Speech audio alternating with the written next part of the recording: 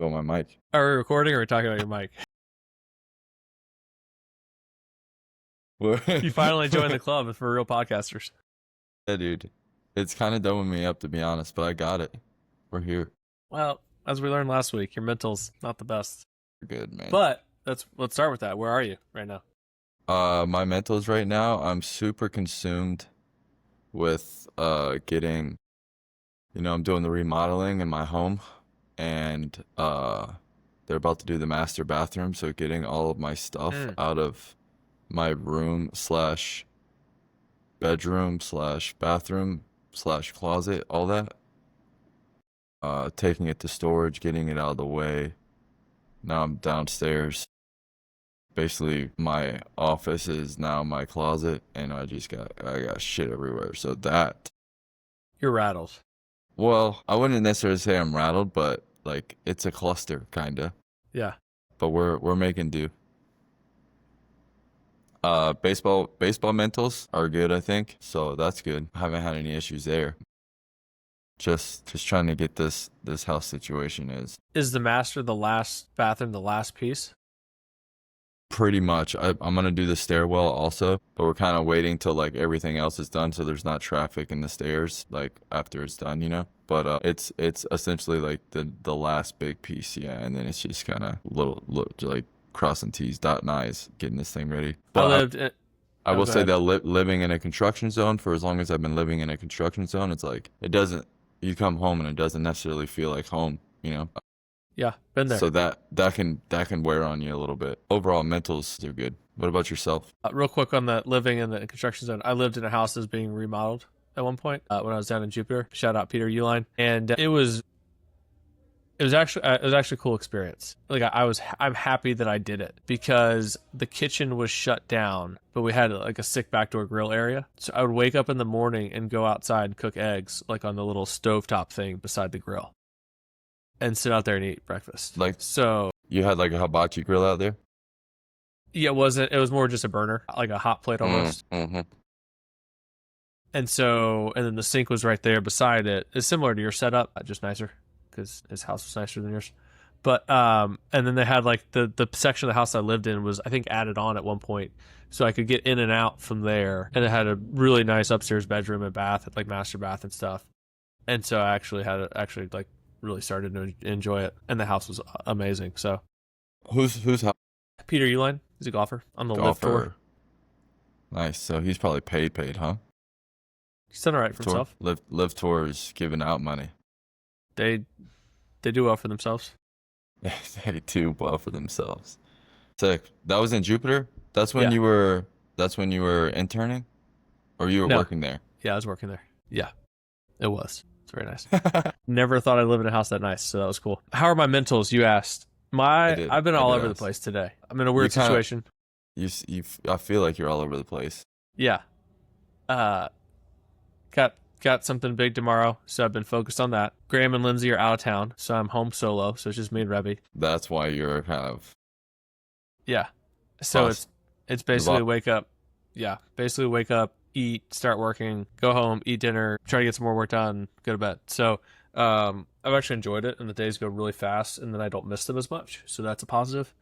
I like to bury my emotions and not express them or deal with them. I just pretend they're not there. And so that's what I do. I just cover it up with work. I feel that I do the same thing, man. It's not good. It's really healthy. I don't know if it's like a male thing or what it is, but sure. It's for sure. I think mainly a male thing. In all seriousness, like I think in this situation it helps me. If I sit there and think about how much I miss them, I'm going to miss them more and I'm not going to have fun. If I just work all the time, then it goes faster. So that's one thing going on.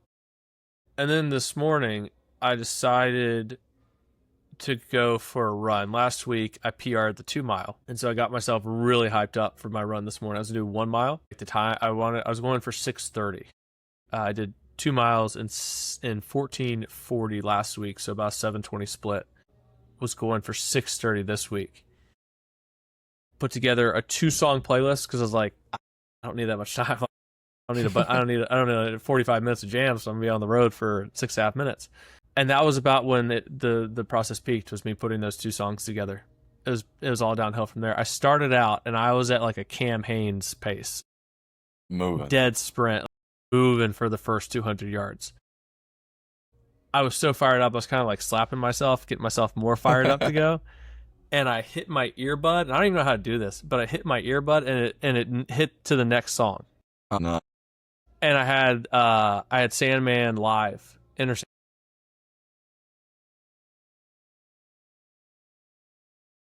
Yeah.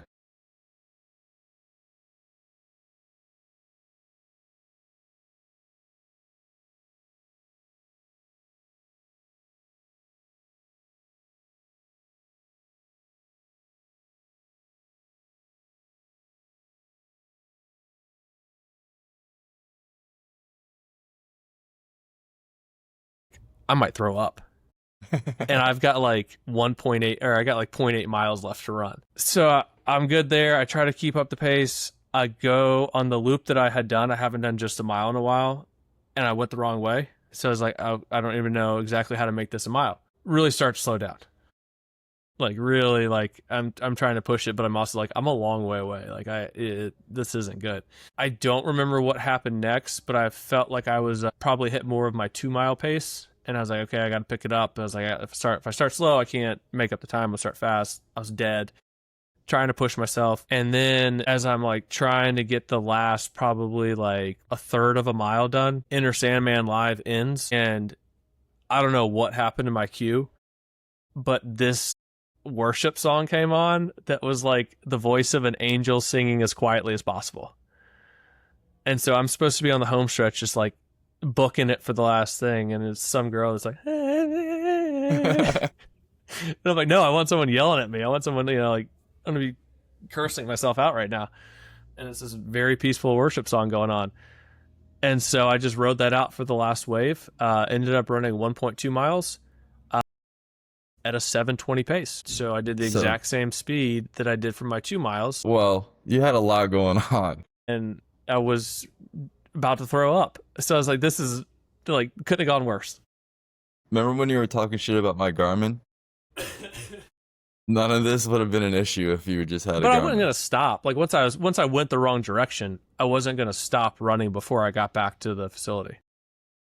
Yeah, but you're running and you just look down at your watch and you know exactly how far you are, exactly how far you got to go, exactly what your pace is. You know everything. I don't think I was right making there. fun of your Garmin as much as you wearing it, because I don't think you're a runner worthy of wearing that watch. Wow, whoa. Let me that was the disrespect, bro. Jesus. Let me pull up my numbers here, okay? My best run. I'm going to pull it up. Like since you're talking shit. You just need to be on that free Strava account. No. I'm not going to let you talk to me like that in front of everybody. You kill some time and talk to the people while I find my best run. I'm going to make sure that my Wi-Fi is boosted to my device. Because that is crazy that you just did me like that, man. I don't even know where to go. I don't even know where to go, man, to find this. So yeah, after the run, I felt dead. I knew my pace wasn't good. And can you hear that? I can hear that, and everybody that's listening or watching What can is too. going So on? hopefully everybody's okay. I haven't ever heard someone lay on the horn that long. No. But yeah, I was like lightheaded after I finished for like 30 seconds and had to deal with the fact that I ran a 7:20 mile, 20 mile, and I was dead. My hope is that the mile pace it took did not count the first 0.2 miles. So the whole part that I ran fast, it didn't account for. And it did the mile pace off of my last mile that I ran. Yeah, well. That's the only kind of excuse I can make in my head for it being so terrible. Okay, so when I was running early on in the year, before we started throwing a lot more, I ran 8 miles in one go. First time I ever done that in my life. And my pace was 9:22 for 8 miles. Okay? So I don't want to... Let's compare apples to apples here. What's your best mile pace? My best mile pace ever? I'm looking for it, man. Hold on. Do we need to meet up at Eastridge? No, man, I'm going to find it. You just give me a second. I think we should meet up at Eastridge and do a mile. I will smoke you. I will smoke you in a mile, 2 miles, or 3 miles. I think you would. I think you'd beat me. No, I won't beat you. I will smoke you. Like, I think you'll beat me. It would be embarrassing for you. What's smoke? What's the time difference? I'll beat you by a minute. If Whoa. your best mile pace today was 7:20, I'll beat you by a minute. Well, it's For sure. not because I can run 2 miles with that pace. So clearly I can go faster. Clearly you can't. You went 1 mile today. You got I one went pace. You I got went one 1.2 pace. miles. It doesn't matter how far you I go. went 1.2. Don't cheat me. You got one pace, man. Can you I find this later and just post it? Because you're killing the vibes. No. I have to find it. How much does love cost? Love is free, man. What do you think about this hat? Let's talk about it. Do you like the hat? You don't like the hat? I'm not a big like hat guy like that, so You I don't appreciate like, the message. You like the message. Good. I like the message. That's what I'm asking you. I would not wear the hat. So in April, I ran 3 miles at a 7:46 pace. Still haven't heard anything in the 720. Looking, man, I'm looking. You got me like rushing a little bit because you're getting impatient. You're telling me I'm killing the vibes here. Maybe I am. I don't know. We can move on. I'll post it. At the very least, I'll make sure to text you it so that you know. Well, that was it. If I was editing this, I'd be pissed right now. If you were editing or If I was the listening. one editing these. Nah, AI edits it. Don't worry about it. All right, we got to move on. This is bothering me. All right, move on, man. What do you want to talk about next? We got the All Summer Classic coming up next week. Should be any day around when we release this pod. So The All-Star game the All-Star game. that we do. It's in Atlanta. Honestly, Drop the Ball should be going to go. It's too close. Like driving distance, we should have went. Yeah, I was about to. I was about to ask you if you've ever attended an All-Star game before. Once, actually. That's funny. Yeah, one time I did, man. It was, and when I attended, I it think was. I think your experience is a little bit better than mine. So let's hear about yours. Wait, have you been to one? Hmm? Which one Went did to you Miami. go to? When was that? 15. Wow, but you didn't play in it. They did not let me throw They in the didn't. game. No, they didn't Correct. let you throw. They didn't even let me in the clubhouse. I have a That's good story with it, unfortunate. so you Yeah. go first. Okay. My All-Star game that I attended was in Cleveland. I was representing the Detroit Tigers. So can you define attend? I was elected. I was voted in as a All-Star in 2019. Why can't you just say you made the All-Star team like a normal person? I made the All-Star team Thank you. 19 to represent the Detroit Tigers. I was the only one on the Tigers to make it that year. It was in Cleveland. I had all my closest friends and family all came. It was a whole thing. Obviously, my parents were on top of the world. I was on top of the world. My friends were on top of the world. Me and my friends went out and had a good time, had some adult beverages. Probably was overserved the first night. It's first And night then- Sunday or Monday? I don't remember the day of the week, but the first night that we were there, I was definitely overserved a bit. And then the next day was the home run derby, I think. So we did the home run derby. That was sick. That was an awesome Who won experience. Polar Bear. I think he won it. I think that was the first year he won it. I don't remember. I think it was the first year he won it, but We'll get a research department on it. yeah, we'll pull it up. But that was sick. Like growing up watching the home run derby as a kid, like obviously your dream as a child is to like just be in the outfield shagging the home run derby like all the kids, you know. And then now fast forward, I'm there as a player, so that was really, really, really cool. And then that night did not allow myself to have any adult beverages because the following day was the All-Star game, and I was pretty nervous, to be honest, because nobody wants to pitch in the All-Star game and give it up. Nobody wants to be throwing in the All-Star game and give up like a 4 spot, or even worse, you can't like give up a crooked number in the All-Star game. or even worse, like can't get out of the inning. Yeah. So like I was pretty nervous. Luckily, I didn't have that situation happen. I had a 3-0-3 down inning, but no punchies, which is kind of brutal. Kind of soft, yeah. Yeah, no punchies, kind of brutal. But I did face 3 hitters and get all 3 of them out, so that's Who cool. did you face? I faced Real Muto. I faced, who did I face? Mustakis, and who the other, I don't know who the third one was. Can you pull that up too? Yeah. Are you pulling it up? Research department's working on it. Are you pulling it up? I just told you research department's working on it. I'm pretty sure Moose was the third out. I thought he clipped me, but he just missed it and flew out to left. Who was the? Your boy Kershaw got the loss. Yeah, it's all right. He's doing fine. What was it? Are you looking up the box score, or how are you pulling this I looked thing at the box score. Now I'm looking at the play-by-play. What inning did you pitch? Fifth? Probably the fifth or the sixth, maybe deeper than that. It's crazy that I have no idea, that I don't remember. I pitched the seventh. Max Muncy grounded to shortstop. Max Muncy, but Moustakas flew out to left. No. Yes. First pitch. Do you know who threw the inning for the NL?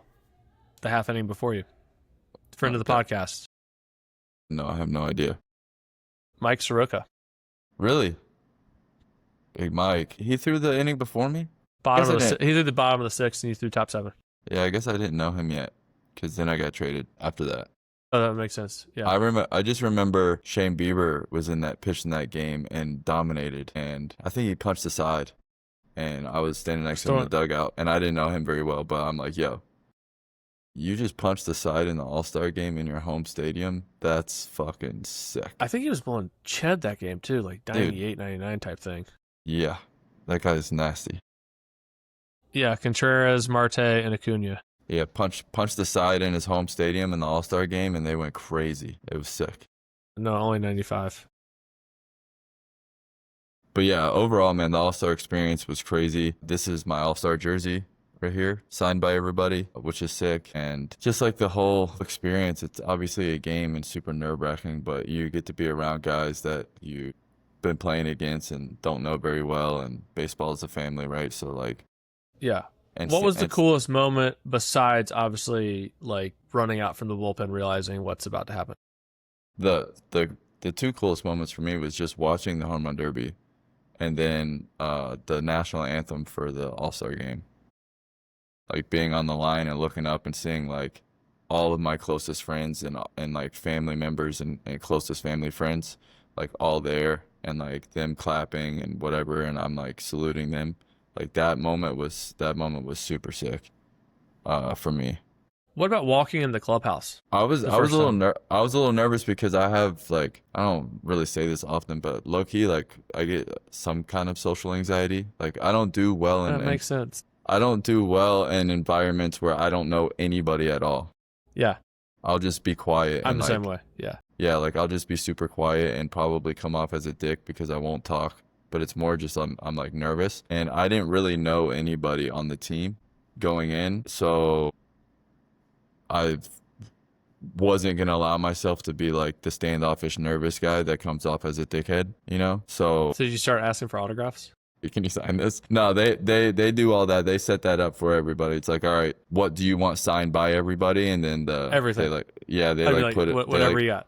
They put it in the middle of the clubhouse, and then the boys, whenever you have like a moment to do it, because there's a lot of like media stuff, and I mean, I didn't have to do that much because I'm me, but like the Mookies and the Trouts, you know, those guys are doing all kinds of stuff, so they're pretty busy, but they lay everything out in the middle of the clubhouse for the couple days, just so whenever you have time, like come sign everything kind of deal. But going into it, I was like, yo, I'm not gonna be quiet. Like I have to open up and like have a good experience. I can't just sit at my locker on my phone and be on Instagram, you know? So, but it was sick. It was dope. CC was there. He wasn't on the team, but it was like his farewell tour kind of. And I knew CC pretty well from New York. So that was sick. That was cool to be around. He made me feel comfortable. Always. He makes everybody feel comfortable. CC's the best. Yeah, overall it was, you know, obviously super fire. And Cleveland was also the first place I ever started in the big leagues. My first start ever was in Cleveland. Wow. So like full circle kind of thing. It was pretty dope to come back there as an All-Star.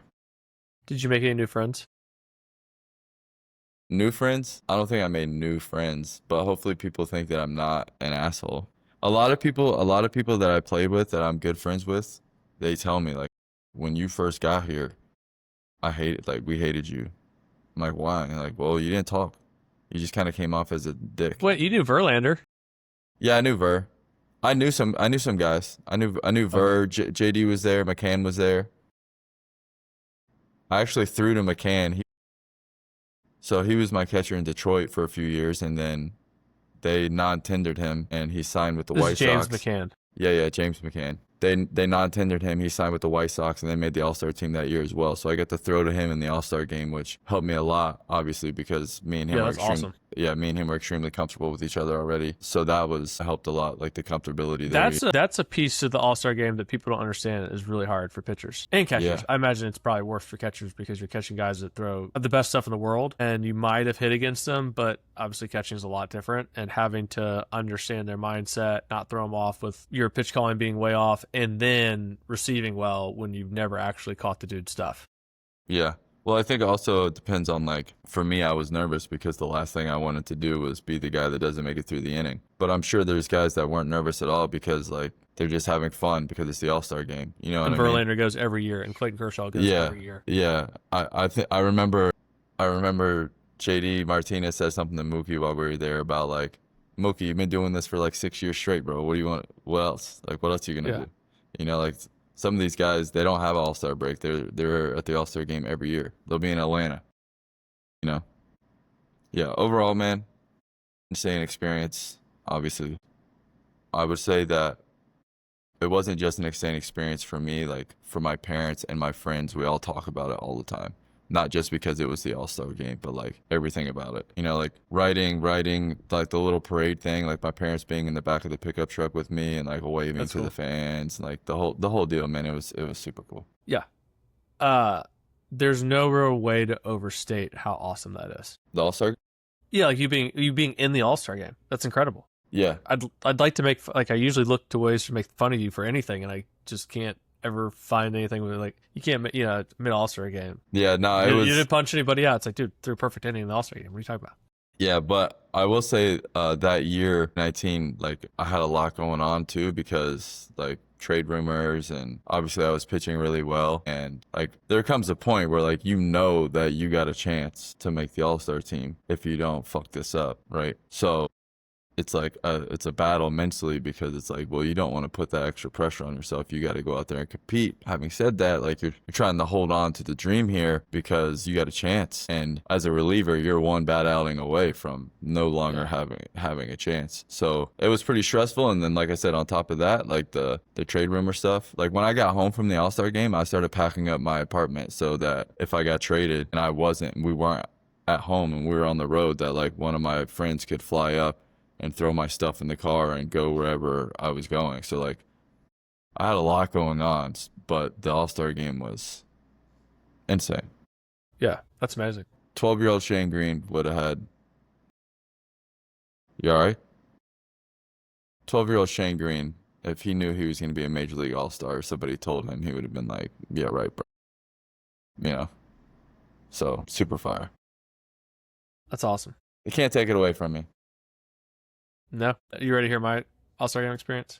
I cannot wait to hear your All-Star game. I mean, for not playing on the team, it was pretty good. So I went with Brooks Koepka and another one. I'm just name dropping. This is the name drop episode. This is we're gonna title this on YouTube. Barrett name drops all episode. So I lived with Brooks for a little bit. Another name drop, and then we would go to Miami Marlins games every once in a while. He's a big baseball fan. And so when the All-Star game was coming around, it just worked out that he had an off week from playing. And so I was like, dude, you want to do it? He's like, absolutely. So we got set up. I'm just going to keep going with the name drops. Nike, I think, gave us tickets. Okay. Might have heard of it. You name drop one more time, dude. This thing's going I got viral, two more baby. coming. I got three more coming. So he's like, oh, I want to get there early and try to, see what I can finagle or whatnot. He probably didn't say that, but you know what I'm saying. He's like, let's get there early just in case we can do something cool. So we get there early. He knew Buster Posey because they went to Florida State together. So we hit him up, and Buster Posey, GOAT. Keep going. Yeah. This must have been 17 because he had just won his first U.S. Open, 2017. And when you say he, you mean Brooks. Brooks just won the U.S. Open like a month before. And so we go down by the clubhouse, and Buster Posey comes out. He's talking to us. Phenomenal human being, seems like. You just reaffirmed that. Signs a hat gives us all hats, signs it for my nephew, addresses it to him, all that stuff. And then he's like, you Brooks, you want to come into the clubhouse with me? And Brooks like, yeah, absolutely. It's the All-Star game. Like, of course. And Buster Posey goes to take him in, and the guy's like, nah, man, we don't let anybody Hmm. We don't let anybody in. And Buster Posey looks at me and goes, this guy just won the U.S. Open. You're not going to let him in the clubhouse? And he's like, we can't let anybody in. And I guess over the years, they got a little lax with it. And then it was just like 100 people in a clubhouse because people were just bringing people in and out. So that I was excluded either way. But, I'm sure Brooks can be around enough baseball players with the name he's made for himself. So he probably didn't miss out too much there. But Fox does the All-Star game. Fox was doing the U.S. Open. So Joe Buck was announcing the All-Star game and had just called Brooks Koepka's new girlfriend, who's now his wife, by his old girlfriend's name on air. No. So Brooks hit him up and was like, yeah, that. And it was like, Brooks hit him up and was like, hey, I don't know, I was giving him crap. I don't know if you ever met Joe Buck. So Joe Buck got us up there in a booth, and we were in the booth with Smoltz and Joe Buck for 15 minutes. John Smoltz? Yeah. Just say, if you're going to name drop, say the whole name so everybody knows who you're talking about. Well, he's just Smoltzy to me, Okay. That's what you have his number saved as on your phone? Okay. So I forget about the John part. So that was obviously really cool. And I would say Joe Buck's as cool in person as like he seems like he is, like extremely real on air and does not care and just flies. So he was like, we were like giving him crap about calling her the wrong name. Yeah. He was laughing about it and like giving himself crap. And that was awesome. And then obviously talking to John, growing up in the mid 90s as a Braves fan, like talking to John Smoltz is pretty awesome. Yeah. I got a John Smoltz story. Are you done? Let me have my moment, man. All right. No, Let me tell you about my All-Star game experience. I didn't know if you had more names to drop or not. You finish and then I'll tell you my Smoltz. And so then we did that, and we just went and sat down. That's it. The cool part, that was it. The cool part about it is I got to see it with my college teammate and roommate. He was our third wheel. And then Chris Sale pitched in the game, who we played against in college. Dog. So that was cool and made me feel terrible about myself. Good. That's it. Okay, you're done now. My Smoltz story is obviously, as a kid, he's like, it's him, Maddox Glavin but fast forward to 2016, 2017. It was my first year. It was going to be my first full year as a reliever. So it had to be 2017. And we're in spring training, and Verlander comes up to me and is like talking to me about being a reliever, like what's different between starting and relieving and how I'm going to handle it and this, that, and the other, right? We're just kind of talking ball basically. And he's like, hey man, if you don't care, like I'll reach out to Smoltz. I'm good friends with him. And like he had to make this transition. I'm sure he's got some like insight on how to handle it. And I'm like, say less. Duh, yeah. Yeah. I'll call him right now. So he got me, basically he set me up with a phone call with Smoltz, and he told me like not his whole journey, but like the transition from being a starter to reliever. And then he went back to starting after it was like, I don't know the exact numbers or accolades, but he was like the best starter ever, and then started relieving, was like the best closer in the game, and then was like, oh, we need you to start again. And then he's like, all right, I'll just be the best starter again. So that's pretty good that nobody ever talks about that part of his career. But anyways, he gave me the whole thing and basically told me like the starter mentality doesn't really ever leave you, because if that's all you know. And one of the things that he said that stuck with me forever was he would try to break down his relief appearances into 9 appearances, essentially like 9 innings, like a start, like grade himself over the 9 innings. So he would try to throw a perfect game, basically, or a no-hitter or a shutout, depending on what it was, right? For 9 innings, and then it would start over. So he always had like something he was striving for that wasn't just like a redundant thing. It was like a short-term goal, long-term goal kind of thing. But that really stuck with me, and I talk to guys about that sometimes when they are making that same transition, or maybe they've been a reliever their whole life and we're just talking shop or whatever, talking ball. I'll tell them that maybe break it down to 9 innings and like grade yourself over those 9 innings. And if those whole 9 innings suck, then we need to probably make an adjustment. But if you gave up 3 hits and 2 runs in 9 innings, you're doing pretty good start there. So that was one of the main things I got from his conversation. And then also he rode the bike a lot, like to stay loose during the games. He was on the bike a lot to keep like his blood flowing. And essentially from that, it's like I feel the same way. So I did a lot. Like during the game, I was constantly moving around. I never really rode the bike, but similar concept. Like once I started moving around, I never stopped. I was constantly moving around. But more than anything, having that conversation with him, like I was almost starstruck in a way. He was one of the guys I looked up to as a kid. Like I never wore anybody's jersey as a kid, but I had some jerseys, and the only two jerseys I ever had were Smoltz and Gary Sheffield. Jerseys are very Claremont, especially like 2006, 2003 Claremont. Okay, well, talking to That was Smoltz, something. yeah, talking to Smoltz was super sick. Extremely grateful for that conversation. Never in a million years would I've ever thought that John Smoltz was gonna call me on my cell phone, you know. So that was a cool moment for me for sure. I just pulled up his baseball reference page. Yeah. The man had 55 saves one year, and he had 24 wins one year. Yeah. Back-to-back years. Almost. Not really. He had 55 saves, and the next year he might have had a better year because the next year he had a 1.12 ERA with 45 saves. He was closer for 2 years or 3 years? Looks here like 3.5. He had 10 saves in 2001.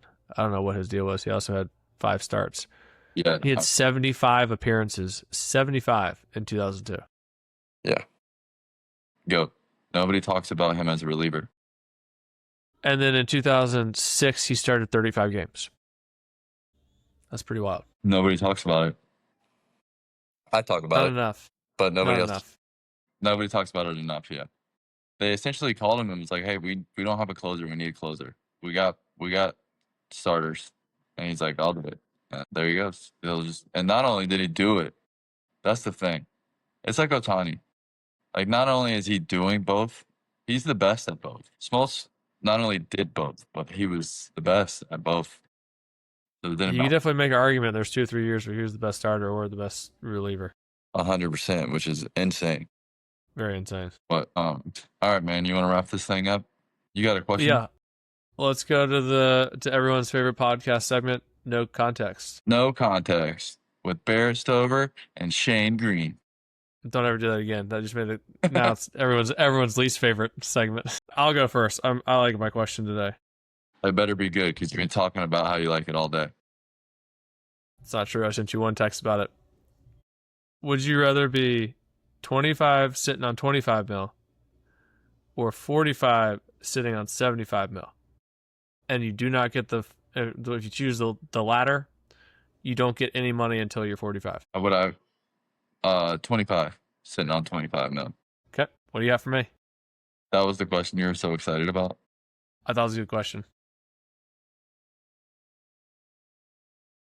My question for you is pancakes or French toast? Pancakes. I have a lot of context to throw behind that, so that's why I did that face. But I can't. Oh, need them. I made the rules. I gotta follow them. You know what I'm saying? Like, I can't break my own rules. Potentially, I think we need to do the no context questions, almost like how Dave does one bite, but he takes 10 bites. By Dave, I mean Dave Portnoy. I don't know him. Yeah, I was gonna say your name dropping people wouldn't even know. I've never met the guy. I have no idea. Portnoy does the one bite, but he eats the whole slice essentially. Like we can do no context, but have context. I don't work like that. You know you don't like that idea. Yes. Okay. All right. Well, if we wanted to do a segment called Some Context, we could do that. A little bit of context. Yeah. Should we change it now to a little bit of context? No, we're keeping no context. All right. Whatever. You know what I would love, Shane? I would love if our listeners drop some no context questions in for us to ask each other. Okay. Like and comment below for I think that would be awesome. And then we could just randomly pick and throw it at the other person so they're not expecting it. Yeah, I like that. But before we go, we need to talk about our sponsor, Chip Tools. Simple tools for anyone. Lowest online prices, ships in 1 day, lifetime warranty on all Chip Tools. Thank you, Chip Tools, for your support. This little green circle back here is one of the Chip Tools. It is a stud finder. All you have to do is rub it on the wall. It will stop where the stud is. It makes finding the stud in your wall extremely easy. Can't miss a stud with Chip Tools. Simple tools for anyone. Thank you, Chip Tools. Thank you, Barrett. Thank you to all of our listeners. Love you guys. Love is free. Until next time. Enjoy the All-Star game. All right, now. Later. Later.